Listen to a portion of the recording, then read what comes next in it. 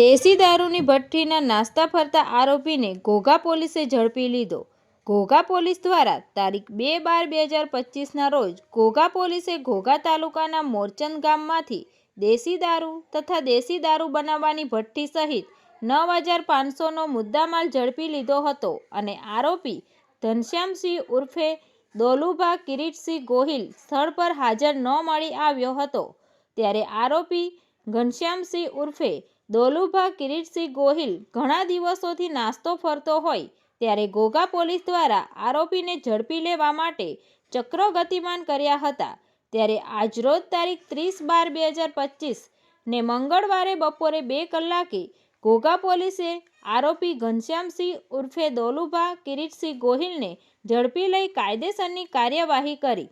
તંત્રી મહેબૂબ રફાઈ સાથે news reader Sneha Patel, Tapasvi Gujarat news, Ghogha.